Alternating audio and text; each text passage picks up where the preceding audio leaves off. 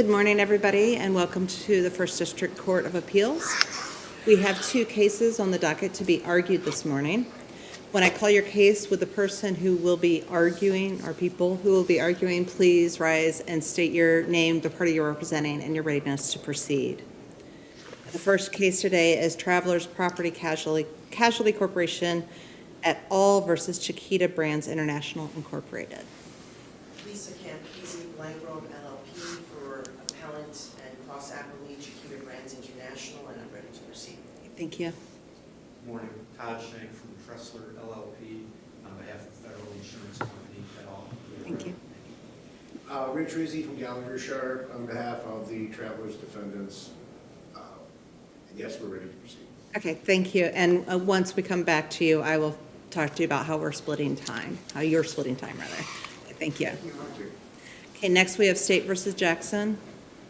I'll absolutely have to speak with Ohio on representing Dawn in this case. Ready to proceed. Thank you. Peter Gallagher for Larry Jackson. Okay, thank you very much. Okay, I will be keeping your time. My buttons are back here. Okay, the green light means go, the yellow light means you have approximately a minute, and the red light means that your time is up. As far as, since we have a cross appeal and we have two parties who are appellees and only one party who's part of the cross appeal, what we discussed was giving Chiquita 20 minutes and they can reserve whatever time that they would like up to, up to half. And then for the appellees, for the time, for the appellee side, how do you plan to, you will also get 20 minutes total. So how do you plan to divide that? Yes, we've discussed it. We'd like to have 10 minutes for Federal to start and 5 minutes for Travelers et al.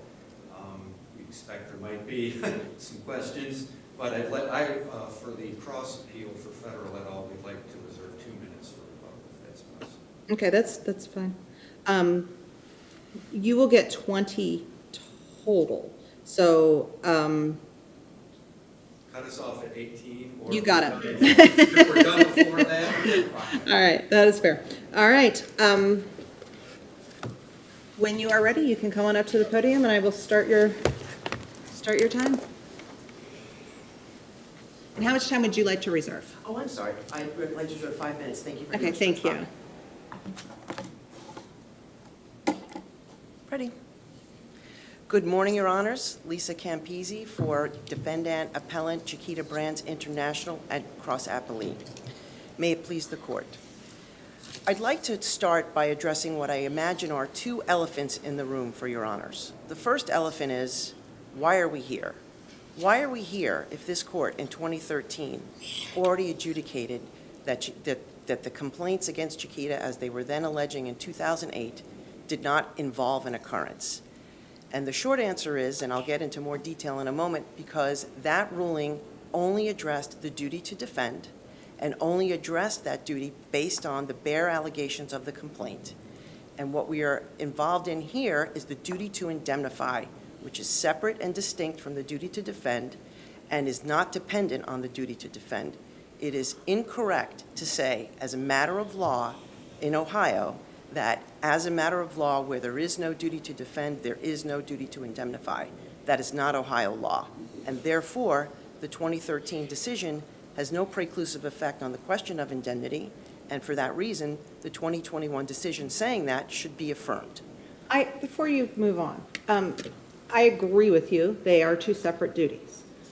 That being said, can you explain to me, so this court determined the issue of whether this was an occurrence based on what appears to be fairly generic policy language defining what an occurrence is. Is the definition of an occurrence any different now than it was then? The definition of occurrence is not different now than it was then, but what is very different is what the facts ultimately developed showed and what the ruling in the case against Chiquita found. And based on the standard that that court set for liability on the one hand and the facts that were developed on the other, the question of indemnity though it is still being governed by that same definition of occurrence and the same exclusions, the question of indemnity, based on those facts and based on that ruling, is different. That's what I'm saying. Well, let me ask you this, ma'am. My understanding is the three matters were settled, I think, in the Southern District of Florida, but those matters were settled based on the complaint. You're saying that there were facts that were developed, but nobody ever said what those facts were other than the parties. I mean, Well- nobody made a decision and said, yes, Chiquita's liable. Go ahead. Thank you for that question. So a key basis for the settlement, and could be seen just from the timing, the timing of was Judge Mara's ruling. Right. So, I was going to get to the second elephant Okay, later, go but ahead. I'll start. Go ahead. No, go ahead. So, what Chiquita was sued for was liability under the ATA. The language of the ATA has some scary words in it, supporting terrorists. And the insurers have said that Chiquita would have been, if Chiquita had been liable, it would have had to be for supporting terrorists, as they put it. But ultimately, what Chiquita argued, and this argument was rejected, was that for Chiquita to be shown to be supporting terrorists, it would have had to have shared in the terroristic intent of the bad actors.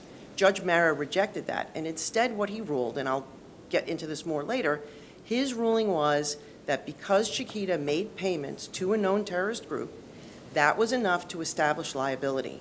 And on that basis, Chiquita believed that going to trial on its core defense, which was that it did not have the intent, would not have posed a lot of risk. And so because he ruled the way he did without any regard to Chiquita's intent, Chiquita then settled. That was what the settlement was for. Does the nature of the settled claims control, or does something else control? I mean, are you reopening the nature of the claims that you settled in this litigation? No, ma'am. No, Your Honor. We are not trying to relitigate what Judge Mara ruled, and we're not trying to relitigate what the facts showed. But what is true is what Judge Mara ruled and what those facts showed when laid next to Ohio insurance law on the question of occurrence gives an outcome that shows that indemnity is owed. That's what we're litigating here. We're not trying to challenge what Judge Mara ruled. We may not agree with it, but it stands as his ruling, and we believe that based on that ruling and how Judge Mara framed liability, which was without regard to intent, that under Ohio insurance law, Swanson, Allstate v. Campbell, Safeco, State Farm v. Schalk, we are entitled to coverage because we did not intend the injuries to the ATA plaintiffs, and Judge Mara acknowledged there was no evidence of that, and instead what he ruled, it would have been enough to show that we made the payments and the jury could draw its own conclusions on that basis alone. And so, to simplify, what I'm hearing you say is that what changed between Chiquita 1 and now is the characterization of the claims in the Florida decision. That is absolutely correct, Your Honor. Yes, that is a key change. Yes. So, back to the first elephant. So the first elephant is, why are we here? And I think I've already explained there was a major change between 2013 and now, and 2018 when Chiquita settled the case. And as I already mentioned, there was a factual record developed. And moreover, numerous of the allegations that were core to the Chiquita 1 court's decision, such as Chiquita conspiring with the ATA, with FARC to harm American citizens, and Chiquita aiding and abetting FARC. Those were disproven, and Chiquita prevailed on summary judgment on those. So the key allegations that would have required a showing of the terrible mens rea, that was ruled in Chiquita's favor. So Ohio law says, this is Riverside v. Weiland, the insurers say it's bad, it's wrongly decided. It is still the law of Ohio. It's never been overruled. And what Weiland says and other cases following it say, and that includes the Dadisman case, the insurers say in one of their footnotes, or in one of their briefs, that Dadisman was overruled. That's not true. There was a concurrence that departed from part of what Dadisman said, but in that same case, the concurrence said that the rule in Weiland, that the indemnity question can be ruled upon separately on a core record of facts, is still good law. So Weiland is still good law, and what Weiland says is when you are dealing with a situation such as here, where the allegation as to why there's no coverage is because injuries are expected and intended, that requires a factual record. You cannot base it on the bare allegations of the complaint. And because the question of indemnity depends on that factual record, and there was no factual record at the time, the question of indemnity could not have been actually litigated, which is critical to collateral estoppel and res judicata. One of Chubb's own cases makes this point, that even where an issue could have been litigated but wasn't, then that prior ruling could not have collateral estoppel effect, and that's the Davis v. Retirement Fund case. So it is true that the court in Chiquita 1 did make a mention of indemnity and say that it didn't exist, but the fact of the matter is the question could not have been actually litigated because the facts weren't there to litigate it. And this also was pointed out by National Union in its brief, that the indemnity question was stayed, and incidentally, there was no tacit acknowledgement of no indemnity by not seeking indemnity from National Union. Instead, Chiquita settled with National Union in 2016. And in addition to National Union acknowledging in its brief that the indemnity question was stayed, the assignments of error both sounded in duty to defend. As we point out, if you do, the word indemnity appears twice in all of the briefing in the appeal. Let me ask you this, though, ma'am. But going back to Chiquita 1, it looks like the panel determined, and I know the issue was the duty to defend, but they went further and said there was no occurrence. So were we bound by them finding under these policies that there was no occurrence, despite the fact, as you're saying, it did not even deal with the issue of indemnity? I would say no, because the court found no occurrence based on the facts before it at the time. And again, res judicata, collateral estoppel, you have to have a chance to actually litigate your claim. And our claim is that you can find an occurrence based on the factual record that was developed between 2013 and 2018, Riverside v. Weiland, and to do otherwise raises serious due process concerns. Chiquita should have its chance to litigate its indemnity claim based on the facts as they were later developed, not based on a bare factual record in 2008. I mean, you see a lot of types of cases all the time, Your Honors, and one thing is true. Plaintiffs can say anything, and they can say a lot of things that can take something straight out of coverage. And later what happens, a lot of those bad things that they've said turned out to not be true. And that's part of what happened here. Some of what they said, some of the most scary things they said turned out to not be true. So that too shows how it could not have been that the issue was completely and actually litigated for purposes. Can you explain to us what it is about the Florida court's decision that removes these claims from the definition of occurrence? That removes it or keeps it in? Keeps it in. Okay. So Judge Mara ruled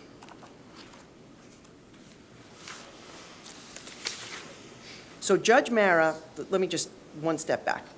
ATA jurisprudence is, as we stand here, unsettled. And it is one of the most discussed and written about statutes. And it's been subject to varying interpretations. Again, one of the insurer's own briefs, Abacassis, makes this point. There's a wide spectrum. So the broadest spectrum is a case called Boehm 3, written by Judge Posner.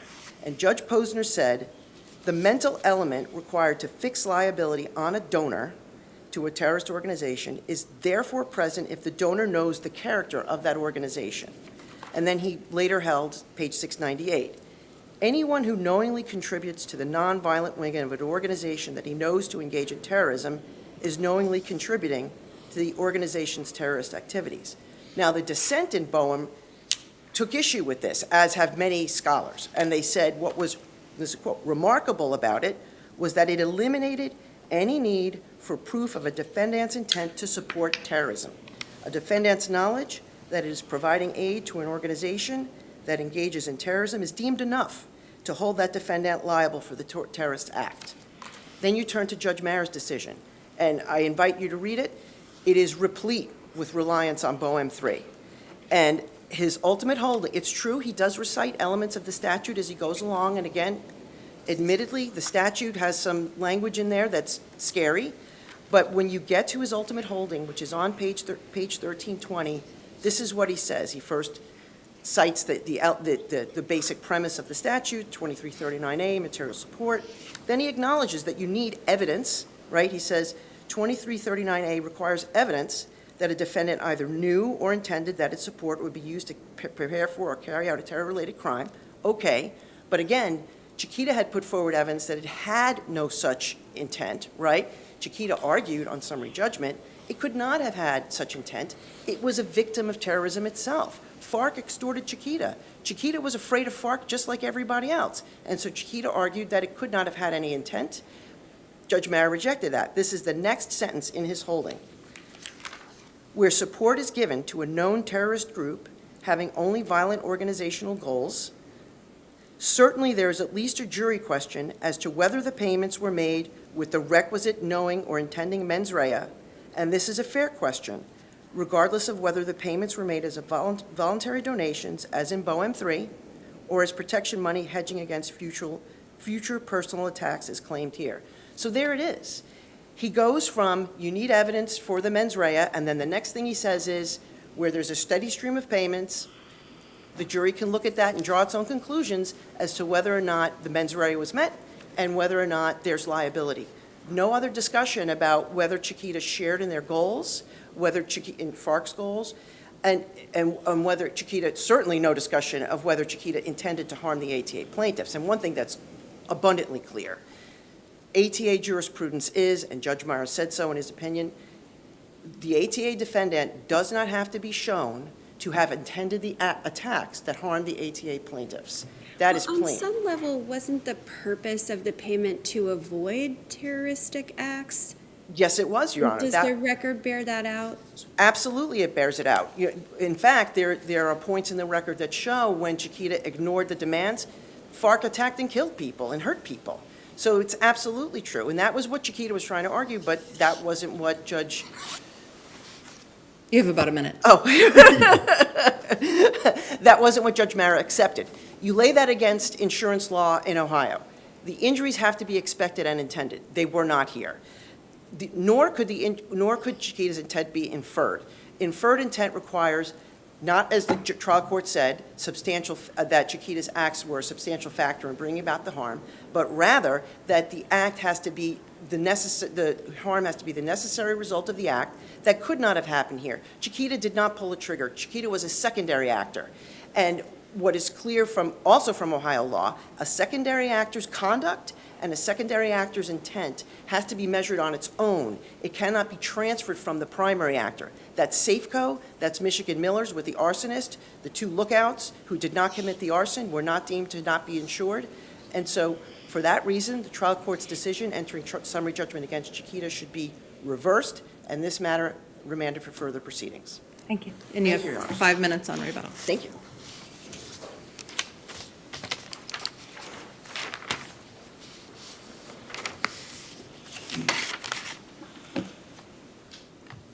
Todd Schenk, on behalf of certain insurer appellees. May it please the court. My planned remarks today address two key points, which have already been the focus of the discussion here today. First, it is legally impossible for the Anti-Terrorism Act ATA claims that Chiquita settled to constitute an occurrence. Second, because it's undisputed that the insurers have no duty to defend, they cannot have a duty to indemnify as a matter of law. Of course, I'm prepared to answer any questions you have on the other issues raised in the briefs. First, the ATA claims that Chiquita settled are not an occurrence as a matter of law. Those lawsuits allege Chiquita committed a predicate act of terrorism by violating 18 U.S.C. section 2399A. The law is not unsettled on the mens rea for a 2339A claim. It's stated in the statute as knowing or intending for your material support to assist an act of terrorism. The plaintiffs had to prove that Chiquita provided material support to the FARC, knowing or intending it would be used to prepare for or carry out an act of terrorism, or they were not going to prevail. This was the liability Chiquita chose to settle and for which it now seeks indemnity. The policies define occurrence as an accident, and paying money to terrorists such as the FARC, knowing or intending that that money is going to be used for terrorism, is not an accidental occurrence. So is it your position that the nature of the settled claims in the complaint controls?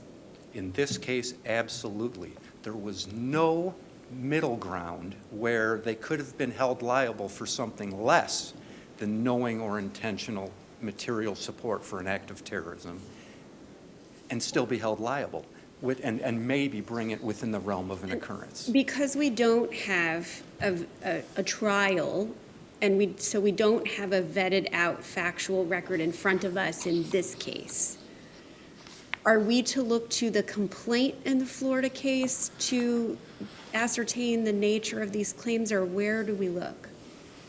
We're going to look at the complaint, what it alleged. You're going to look at Section 2339A, what does it require to be proved to establish liability. You look at the controlling case law we cited in our brief, and on that point, Chiquita has argued in its brief and here today that something less than knowing or intending to support an act of terrorism could establish liability. That's just not the law. In their reply on this point, they spent just one paragraph on this kind of decisive issue, and the only thing they cited in that paragraph was two things. First, they cited Gill versus Arab Bank, but that case does not help them. It recognizes that each predicate act has its own mens rea, and Section 2339A is knowing or intending. You heard a discussion here today about the Boehm case. There, Judge Posner was talking about Section 2333, which is the statutory starting point of an ATA claim.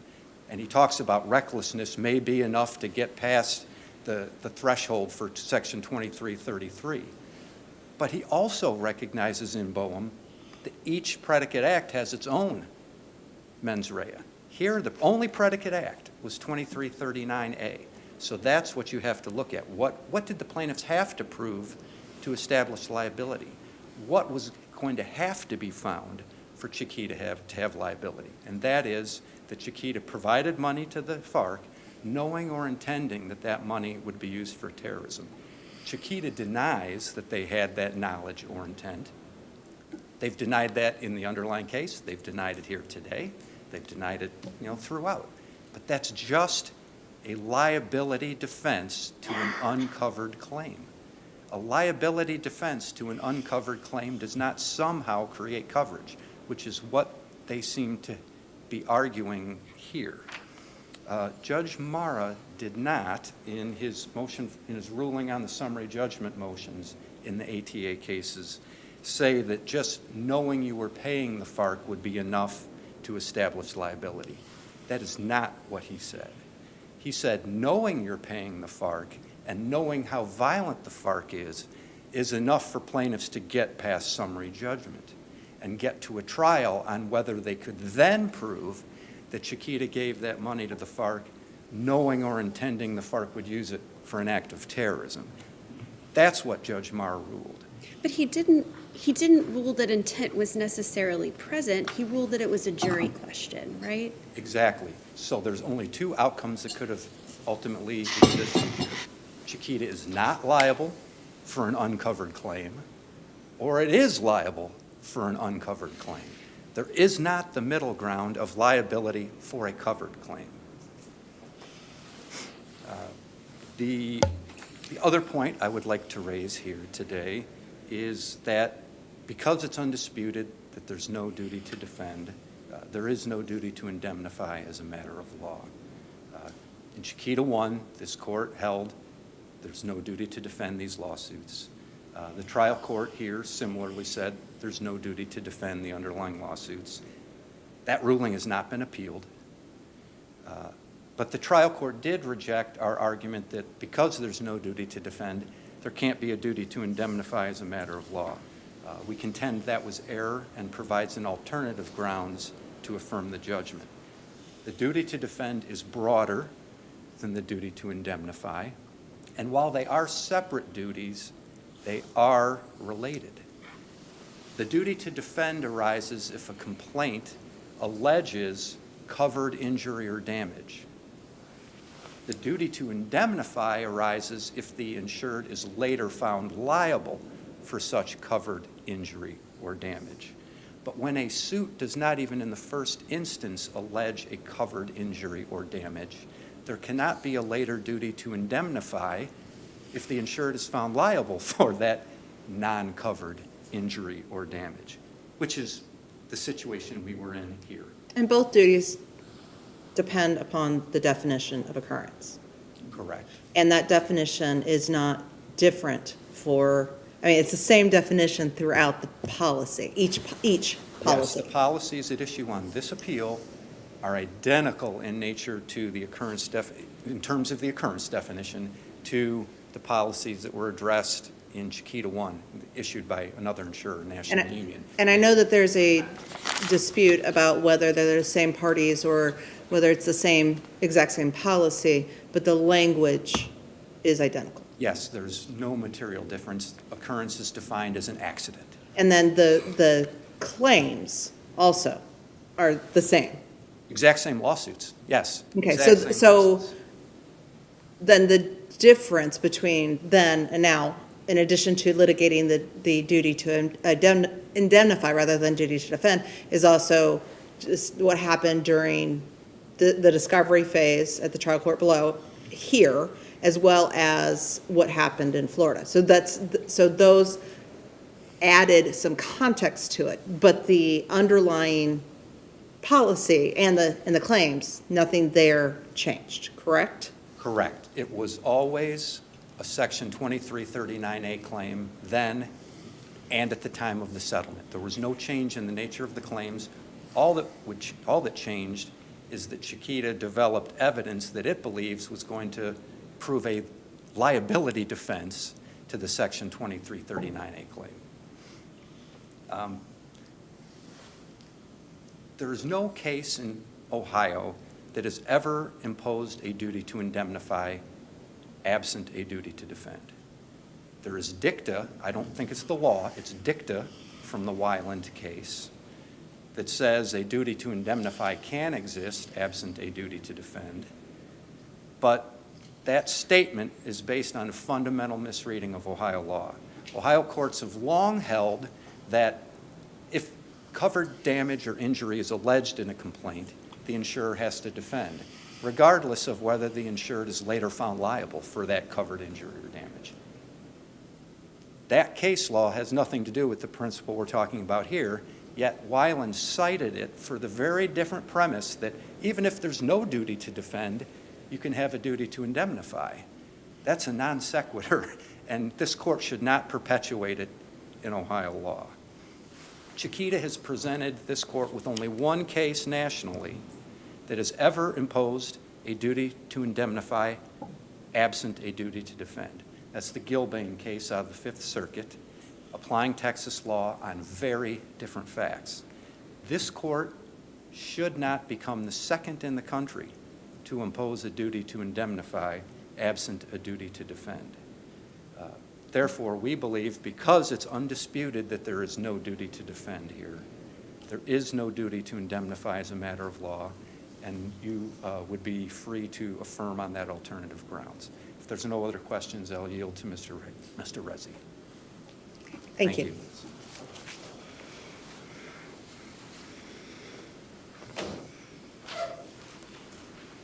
May it please the court, my name is Rich Rizzi. I'm here on behalf of Travelers and the other appellees. I'm going to be addressing the issue of intent. We're here for what Chiquita did, which is to make payments to a known terrorist organization whose only purpose, and to quote the federal court, having no function other than perpetration of violence. Well, how do you respond to the theory, and apparently, according to opposing counsel, was developed in the record, that Chiquita actually kept its employees safer because of these payments? Does that matter here? I don't think it does for a couple of reasons. First, as Mr. Schenk addressed, the underlying claims, there's only really two possibilities. One is Chiquita's not liable, and we're just here on the duty to indemnify, not the duty to defend. So the one possibility is that Chiquita is not liable. The other possibility is Chiquita is liable because it was found to have the applicable mens rea. So it's either intentional and not an occurrence, or they're not liable. Either way, there's no obligation to indemnify. The second point is when you make payments to a terrorist organization, and Chiquita throughout its brief admits it knew what kind of organization this was. I mean, they didn't have any kind of charitable purpose. We're not talking about anything like that. We're talking about a violent terrorist organization.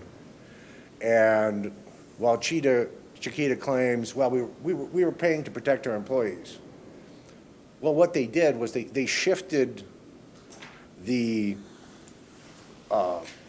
location of the terrorist acts from themselves to someone else, probably hence the underlying lawsuits. And I would encourage this court not to be the first court in the country to hold that such a thing can be an accident. I'll quote some of the omissions from Chiquita's brief to this court. Page 17, it knew that individuals were killed by FARC and had been kidnapped by FARC. Page 19, when Chiquita refused to make payments, as you mentioned, they suffered violent consequences, including kidnappings and murders. So they knew what was going to happen. If not to them, then to somebody else. Chiquita, at page 19, admitted that they knew that FARC bombed a wharf. Page 20, FARC massacred 20 employees, burned down a packing station, and shot 2 employees. Page 26,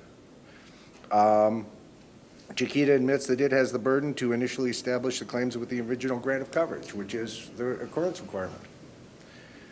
I mean, the Florida case makes the point, I think pretty eloquently, that the amount that Chiquita paid over the years was enough to arm by AK-47s for about 540 FARC fighters, or to fund 50 fighters for 1 year out in the field. Counsel, doesn't the record reflect that Chiquita attempted to work with the Colombian government and got no assistance in that regard? That, I don't believe it does, but I think that would be the affirmative defense of some kind of extortion or that, which Chiquita has been abandoned and specifically says it's abandoned. And it abandoned it in the federal court and it's abandoned it here. So I don't think that it's really making that argument based on its brief. And of course, one of the things that came out in the Florida case as well is Chiquita had a lot of options. And this was a long-term payment over a period of 9 years. Chiquita could have sold its banana fields. Chiquita could have contacted the U.S. government. Chiquita could hire private military contractors. Chiquita could have done a lot of things. Didn't it attempt to do that as well? No, Your Honor, it did not. In fact, that was one of the holdings in the federal court, and it's never claimed that in any of its briefs to this court. I mean, Chiquita doesn't claim that extortion is a defense, and Chiquita lost that.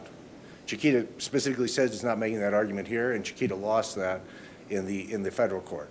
Well, in any event, its liability is not in front of us today. Not really, except to the extent that in order to find that liability, as Mr. Schenck mentioned, it would require a finding of a certain mens rea. And that mens rea isn't consistent with the definition of occurrence, which is an accident.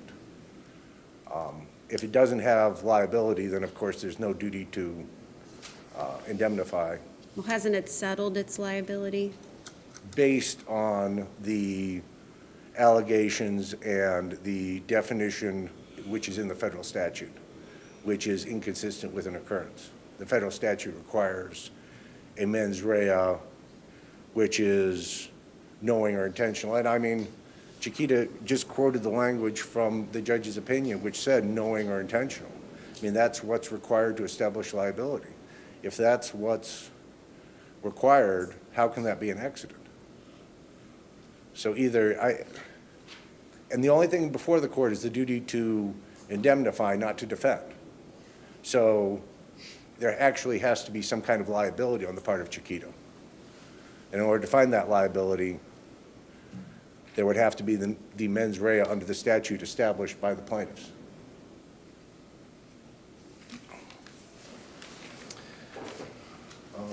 Oh, did you have a question? No, your time is running. Oh, my time is up? Okay, I will sit down. Thank you. Okay, thank you. Okay, Ms. Campisi, you have about 5 minutes. Thank you, Judge. Let me- Ms. Campisi, before you start, sorry, let me ask you this. If we were to do what you're asking this court to do, and that is reverse the summary judgment that was granted by the trial court, and I know you're saying that there was an occurrence, insurance companies say there's no occurrence. Would they, I'm just trying to envision the trial, when it would go back to court of common pleas, would the insurance companies have to establish liability under the ATA in order to determine that there was no occurrence, or how would those facts come out? How would your liability or non-liability be established? Would you have a trial within a trial? Would you bring all the witnesses? We've read their statements, their deposition, we parade them in front of the court of common pleas, let them explain what they did, and then let the jury determine? I'll try to take those in order. Well, because it sounds like you didn't want to go to So- trial in Florida, so why Right. would you want to go to trial here? Okay, so would we have to litigate Chiquita's ultimate liability Yes. under the ATA? That we would not have to do. Okay. Rather, what we would have to do is litigate whether or not the liability to which Chiquita was exposed, as framed by Judge Mara, came with, if that, one, and then compare that to Chiquita's intent to harm the ATA plaintiffs, which was absent. That would be what would be tried in the Court of Common Pleas. To answer your question, would there be a trial within a trial? Yes. Does that mean you have to bring all of the witnesses back? Not necessarily, because there is an ample record. Well, but they may want to bring some Oh, witnesses of back and course, cross. and so and I would invite them to, and I would like to cross-examine their underwriters to see why they didn't add a terrorism exclusion in their policies, which was available in the marketplace at the time. But in any case, so no, we would not have to litigate the liability under the ATA. We would have to litigate what Judge Mara's opinion means, and we would have to litigate the question of occurrence as to whether or not there was evidence that Chiquita intended the harm to the ATA plaintiffs, because that's the ultimate question under Ohio law for occurrence. Does that answer your question, Your Honor? Thank you. Yes, thank you. Thank you. So I'll try to be really quick. So Mr. Shank said that we are misreading what BOEM said. Unfortunately, this gets complicated quickly. 2333 is the part of the ATA that allows for civil liability. It does not itself have a mens rea requirement at all, which has what's created a lot of the confusion in the ATA, which was why in 2016, Congress amended the ATA to add language to 2333 to say that payment to a known terrorist, an FTO, can by itself trigger liability under the ATA. So what Judge Posner did in BOEM 3, because 2333 did not say anything about what the mens rea was, he engaged in what has been called a chain of statutory incorporations. And in turn, what he was incorporating and interpreting was 2339A, for which the mens rea requirement, he said, was only that you had to make the payments. So it's somewhat of a misstatement to say that he was only talking about 2333. He had to be talking about 2339A. So, and I, again, there have been, and the idea that the law on the ATA is not unsettled and that BOEM 3 is not controversial, I myself have read hundreds of pages of law review articles about this. I'm not saying you need to do that, but there are thousands of pages written, and that's why Congress acted in 2016. It was so all over the place that Congress decided it needed to make clear what it wanted to do. I heard also that we cited, the only case we cited was Lind. Lind is a good example. It's a New York case, and one of the things that you'll see if you ever want to read about this is that the New York cases have a much narrower interpretation. Had we been sued in New York, had we been subject to the way the ATA is interpreted, then the insurers might have had an argument. Am I done? Do you have another minute? So, one thing the insurers are trying to do here is say to you, don't be the first court besides Texas to find a duty to indemnify when there is no duty to defend. It's true, it is super rare that you're going to define a duty to indemnify where there is no duty to defend. But, first of all, there was another case we cited, it was out of Illinois, it was called Chief Industries. And second, though there aren't a lot of cases that say there is a duty to indemnify in the absence of a duty to actually award the duty, many states, not just Ohio and not just Texas, say that you can find one without the other. It's just very unusual. We admit that. But that does not mean it does not exist. And moreover, you would not be rewarding Chiquita for funding terrorism by finding an occurrence here. Chiquita was going to be held liable because it was extorted. And to Judge Kinsley's point, yes, we did try to work with the government. We did try to do whatever we could to avoid it, and we couldn't. We did not have the intent to work with those people or to harm those plaintiffs. Counsel, I have a question. Is it your position that an ATA claim is always an occurrence because intent isn't a part of it, or do we have to look into the specific facts of each ATA claim to ascertain whether intent is present? My answer, Judge Kinsley, is the latter. It is not always an occurrence. Certainly, there would be times where there would be, the ATA allows you to sue terrorists directly. So the answer is you have to look at what the claims are. And how would we do that here, given that the claims were settled? What is the universe of information that enables us to look at Chiquita's intent? I would say that universe of information is Judge Mara's ruling. That's the starting point because that lays out the standard for what we would have been held liable. The record below, and also too, there was a fulsome record developed in Chiquita 1. So there's a lot of information there too. I would certainly think there could be more here. Like I said, I would like to take the deposition of some underwriters, but there's a fulsome record that's already in existence that can inform the analysis. Thank you very much for your time.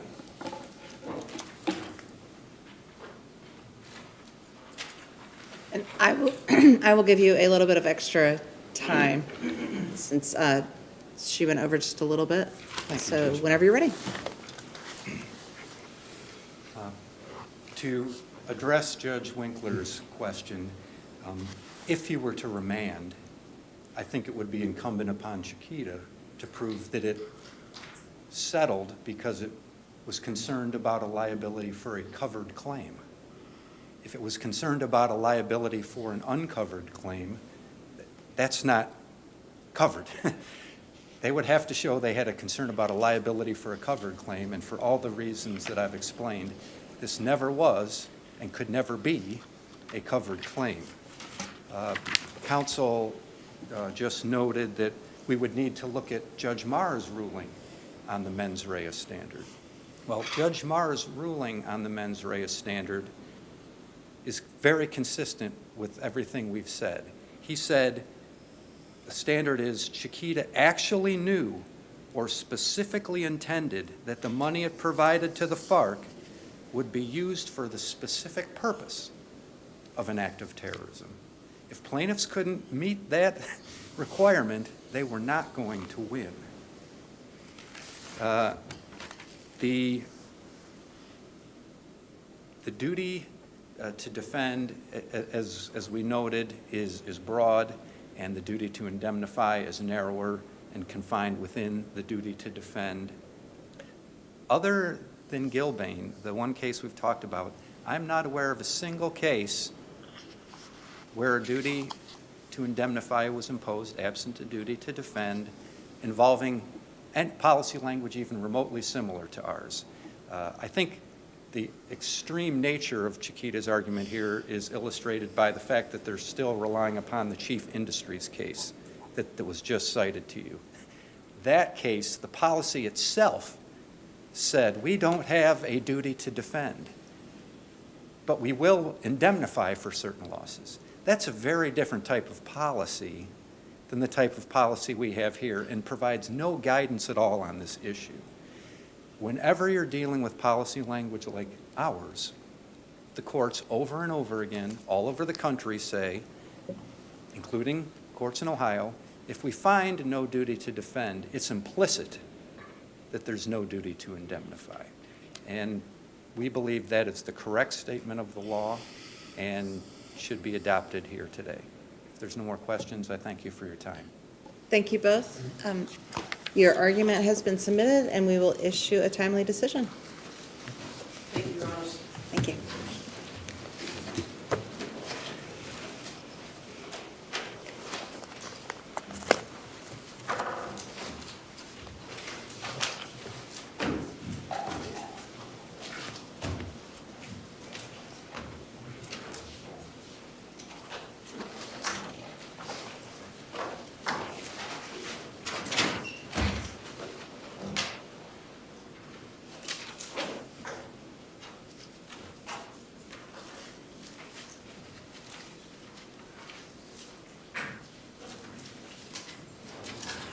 It's okay.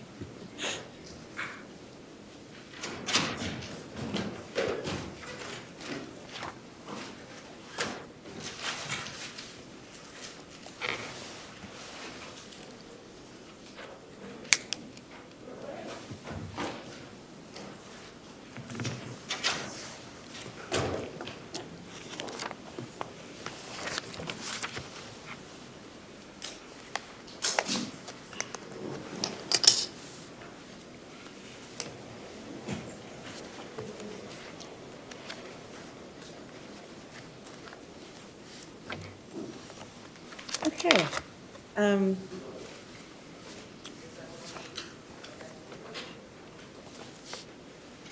Ms. Adams, how much time would you like to reserve? Good morning, Your Honors. 5 minutes for rebuttal, Okay, please. you got it. All right, thank you. And whenever you're ready, you may get started. Thank you. May it please the court. The state's appeal here is pretty simple. It's our position that the Court of Appeals abused it, or the Court of Appeals, I'm sorry, that the trial court abused its discretion in granting the post-conviction petition on the basis of ineffective assistance of counsel for failing to raise the issue of the defendant's competency to waive Miranda. And when we look at the hearing here, the only evidence that was presented was this new report from a psychologist who interviewed the defendant approximately a year into his incarceration with the Department of Corrections. The state's position is that we have the recorded interview as well as the polygraph examination that was presented at the motion to suppress. And that is certainly the best evidence. Now, there's no getting around the fact that the expert that provided the report and testified is a fabulous proponent of those who suffer from, some sort of intellectual disability. But I think when we look at the information that was presented to the trial court. Counsel, you agree that the expert that was proffered is in fact an expert? He is an expert, but I think there's a bit of disconnect when we look at competency with regard to the legal standard is very different from what's looked at in the psychological profession. And I think that this case kind of bears that out. In fact, I think the real disconnect here, and we're seeing this more and more often, this whole concept of competency to waive Miranda. That's not defined as a legal, there's no parameters in the legal realm for that. When we look at an individual's waiving Miranda, the legal aspects of that pertain to whether or not they were coerced, promised anything. All of that type of evaluation is what's looked at in the legal realm. But when we look at an individual such as Dr. Khan, he certainly, I mean, he admitted that he does not even accept a polygraph as a law enforcement tool. He was very much against the whole idea of a polygraph. So So would that go to the weight that should be given to his testimony? yes, but I think that, again, there's this disconnect, and it appears to be a recurring thing that's happening when you have a expert espousing, and in this situation, there is a test that psychologists use to measure a person's competency to waive Miranda. But that's not, again, borne out in the legal field. The competency to stand trial is what the courts and attorney, or that's the tool that they use to analyze it. So when we have this mix, it's easy for, I think, a trial court to get confused. But in this scenario, I think, again, and I know this court has already been presented with Well, those counsel, recordings. would a person's, I understand what you're saying, that maybe the psychological or medical terminology is not meshing with the constitutional test for Miranda waiver, and that the disciplines have these different approaches, and they've not been reconciled. And I appreciate your perspective on that. Is there a way that the psychological testimony would inform the knowing, intelligent, and voluntary test? Or is it your position that the psychological testimony doesn't have any connection to that knowing, intelligent, and voluntary test? I think it can have a connection in certain scenarios, but I certainly think in this case it did not. And I think part of the best proof of that is that Dr. Khan actually submitted his report with his opinion without even looking at the recordings. And the trial court did have those recordings when they initially ruled on the motion to suppress. So certainly, when he did have the opportunity to testify, yes, his opinion wouldn't have changed, but of course it wouldn't. And is He's that a weight consideration as well, that maybe the expert wasn't as prepared or hadn't taken into consideration the right inputs? Correct. So, looking at the factors that you were just discussing, I mean, one of the, you have to look at the totality of the circumstances. And I do understand what you're saying. But one of the things that trial courts are required to, or should look at, is the person's mentality. Wouldn't an expert opinion about the person's, I guess in this case, his IQ, wouldn't that be part of what the trial court should consider? They can consider that, but I think common sense tells us that we don't need to go back, and a lot of Dr. Khan's assessment had to do with this individual's school records. He had an individual educational plan in high school that he required a little help in math, some extra time for tests, and a little help with reading. And for that to be that strong of a basis, I don't think a trial court needs to pull back and look clear back to those school records to make a determination whether or not someone effectively waived their Miranda rights. And that was a big component. And in fact, some of the tests, if you will, that were compiled, or that he actually performed, Dr. Khan performed, were just more remedial. So his reliance, so again, that goes to the weight, but his reliance on all of those past, clear back to this individual's school records, was grossly against the weight here. Because again, these interviews are recorded, and that's the best evidence. This court has already looked at those in the direct appeal. So I think that the trial court sort of lost their way with giving undue weight to that particular discipline. And for that reason, the state would ask that this matter be reversed. Thank you. Thank you. And I'll reserve the rest of your time for rebuttal if you need it.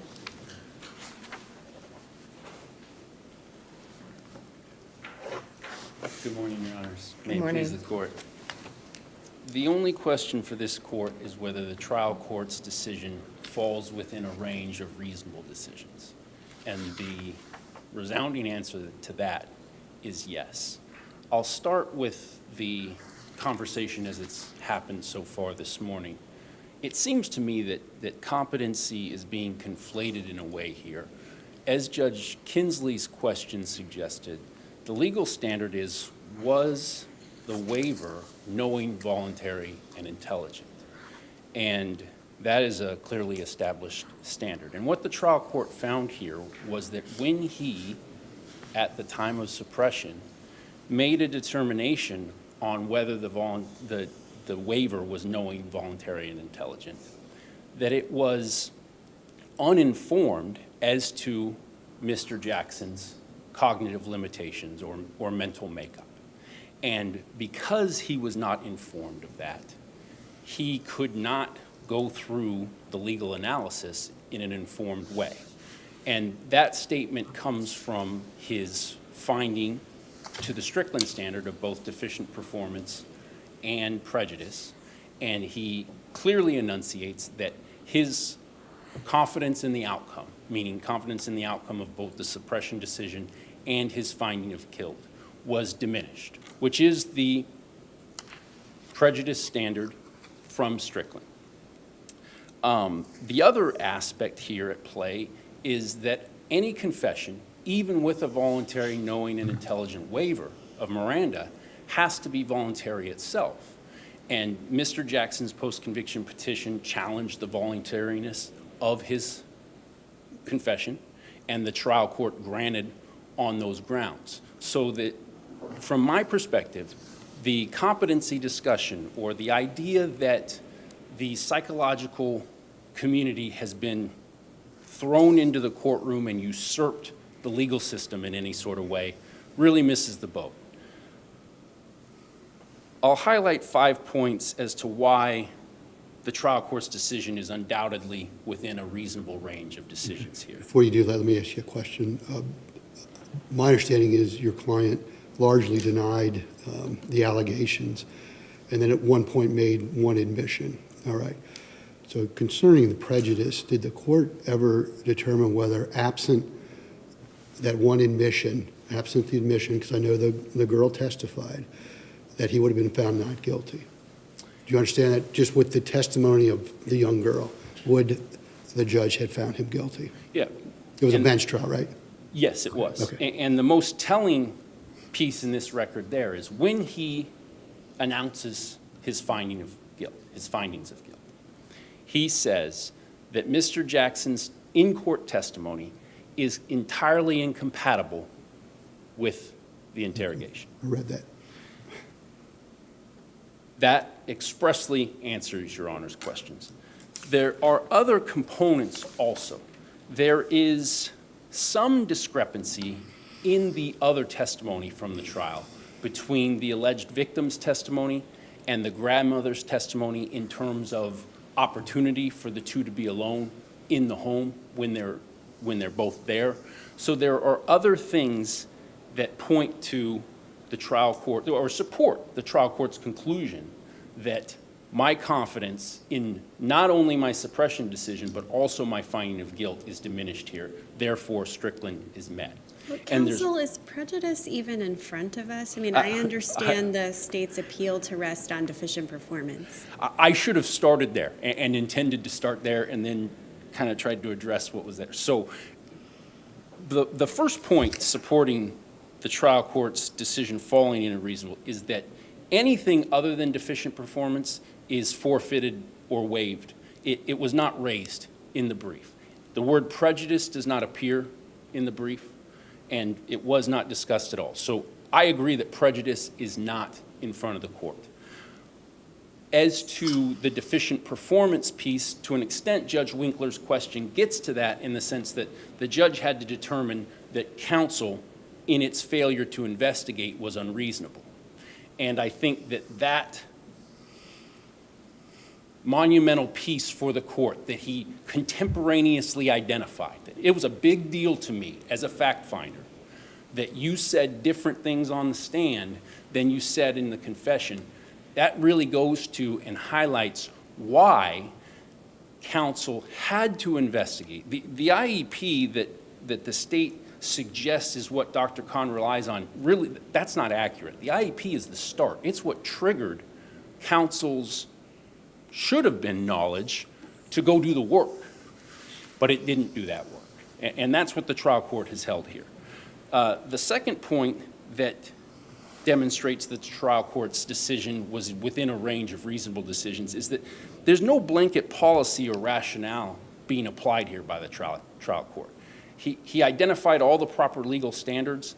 He looked at the entirety of the record. He went through and he expressly stated and is not doing what the state attributes to it. He states that Dr. Kahn goes too far and typecasts people based solely upon their empirical intellectual evaluation with no other factors considered. So he's not saying in any way, shape, or form, and the hearing bears this out, that the court has an exchange with Dr. Kahn. Are you saying that every person with this level of IQ would be incapable of waiving Miranda? And Dr. Kahn essentially answers yes. And that's why the court put in its entry, I deny that. That blanket rationale is not appropriate. And the court is very sound in going that route. The third point that demonstrates that trial court's decision falls within a range of reasonable decisions is the high amount of deference that has to be applied here because of the unique circumstances. As Judge Winkler has already identified, this was a bench trial.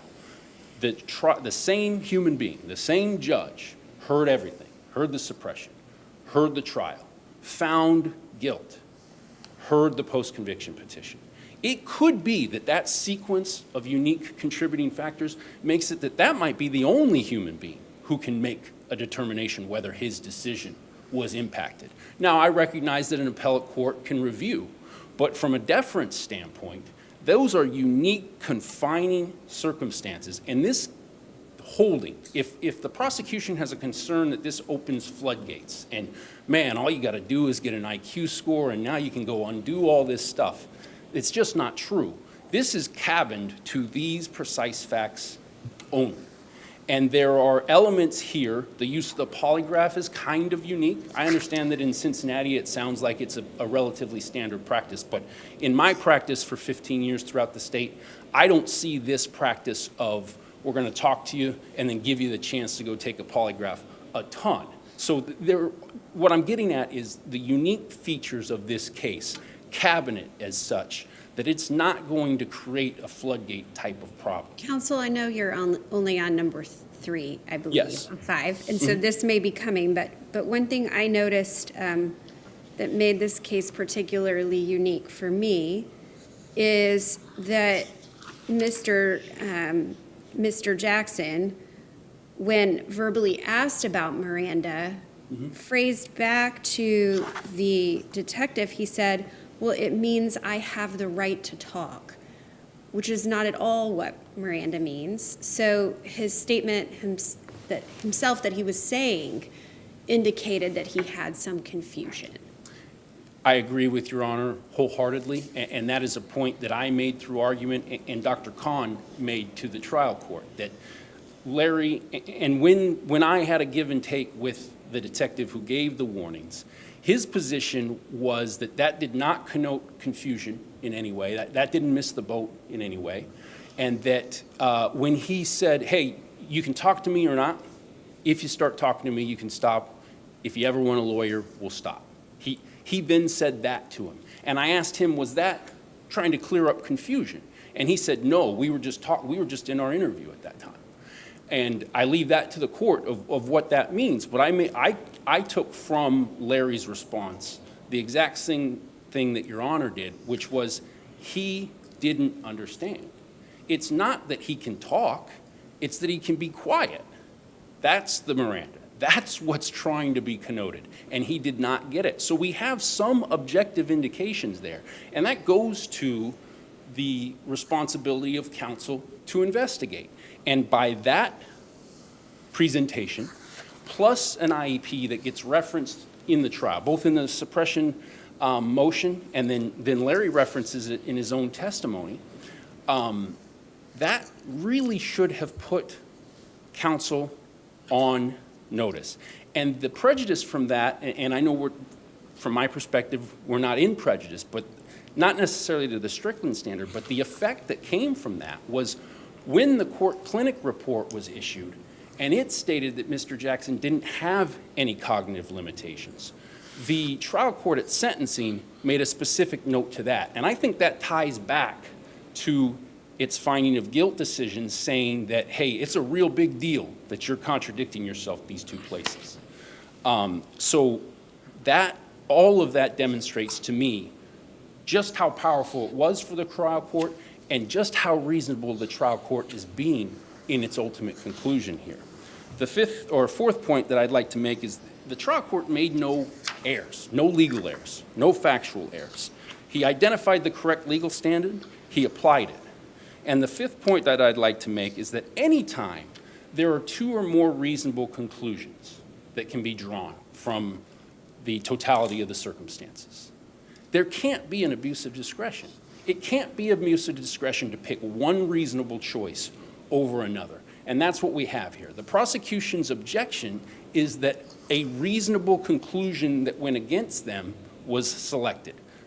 And that simply is not an abuse of discretion. Counsel, can you address the weight arguments? I think the state is presenting a case that there were reasons to discount Dr. Khan's opinion, based on taking too strong of a position or not matching up with the legal standard or not watching the recording of the interview, et cetera. So can you address what weight should have been given to Dr. Khan's opinion? I think the trial court gives Dr. Khan's testimony and report diminished weight. He takes away certainly that he goes too far and typecasts people based solely upon their empirical intellectual evaluation with no other factors considered. Are there other elements that could be reasonably used to diminish some weight from Dr. Khan?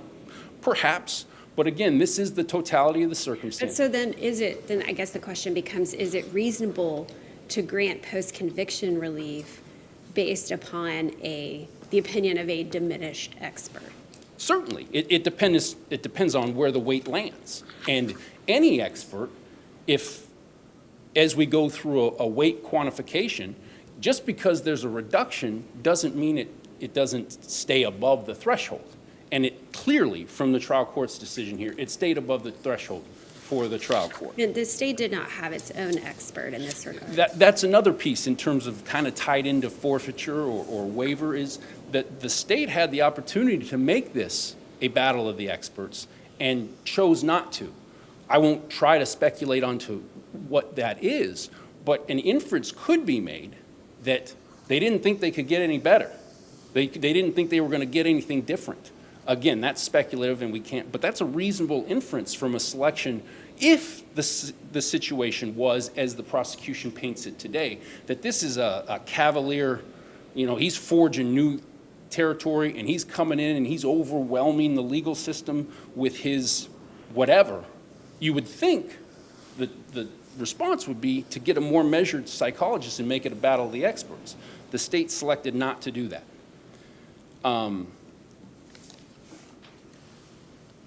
You have a little more than a minute left.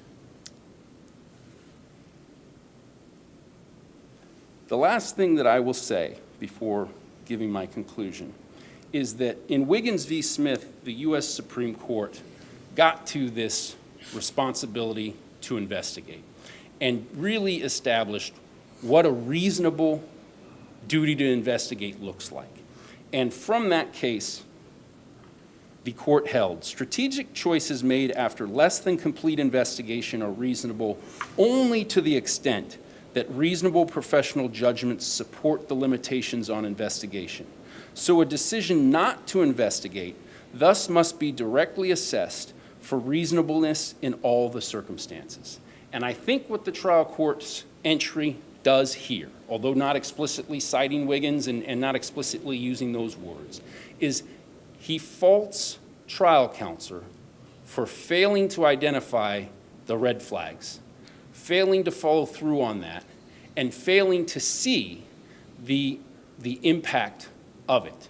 And then when he got the full picture and did all the analysis using the totality of the circumstances, identifying the proper standard and applying it, he's determined, under the proper standard, I just doubt my decisions from back then. And finally, because of the high deference due to the unique circumstances here, this court should affirm. Thank you for your time. Ms. Adams, you have 8 minutes left. And just briefly, I probably won't use the entire 8 minutes. Well, before you start, I have a question. So, there was no argument in your brief regarding prejudice, correct? Correct. Okay, so is that issue waived? Can we even consider that?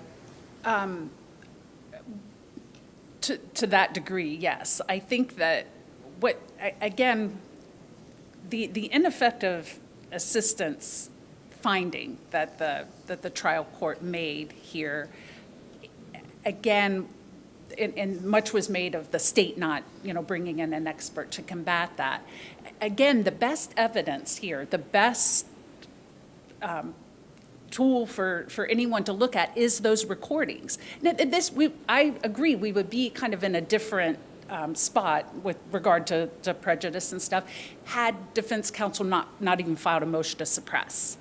But the fact of the matter is that he filed a motion to suppress. That information was presented.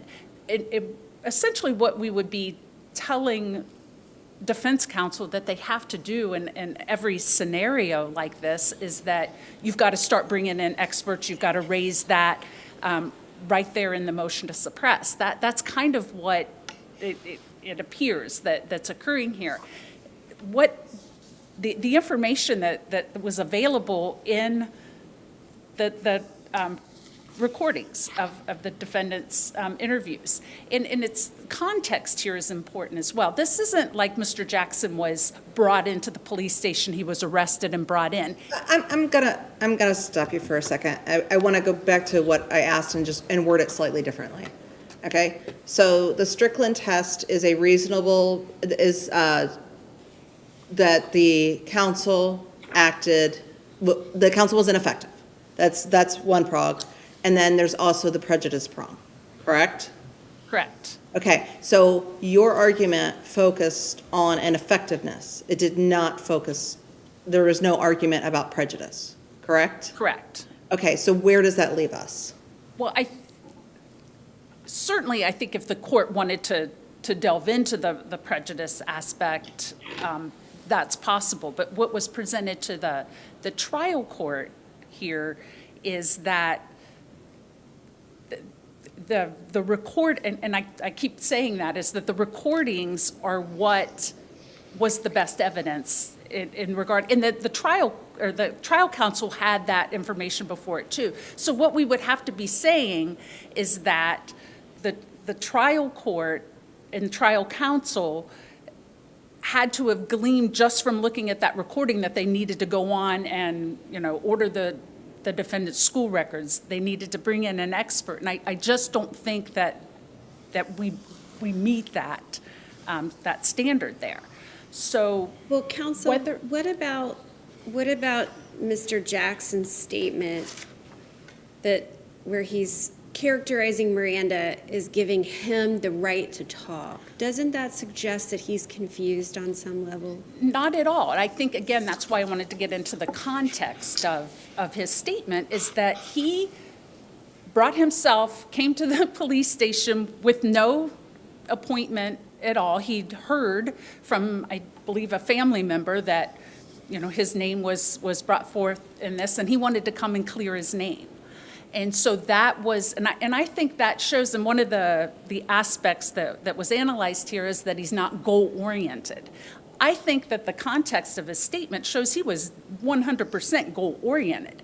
That's what his goal was in just coming unannounced to the police station to clear his name. So that, I think when we look at the context of that, when he is presented with the Miranda rights and he says, you know, I have the right to talk, and he does, he has the right to talk. That's not to say that he didn't understand when the Miranda, that's what I'm here for, is what he's telling the police at that moment. So I certainly don't think that what should trigger to defense counsel when they get that statement that, oh, well, we need to run through this whole realm of whether he's competent to waive Miranda. Let me ask you, Ms. Adams, and I wasn't on the panel on State v. Jackson. It looks like you argued that, let's just call it Jackson 1, and that panel went through the waiver and found it to be knowingly, intelligently made. Or am I Correct. correct in that? Correct. So absent Dr. Kahn's testimony, this court has already found that waiver to be a good waiver. Am I correct? Correct. And unless there's any further questions, thank you. Thank you. Okay, your case has been submitted, and we will issue a timely decision. Thank you, everybody, and that is the end of court for today. Court of Appeals, First Court District of Ohio is now adjourned.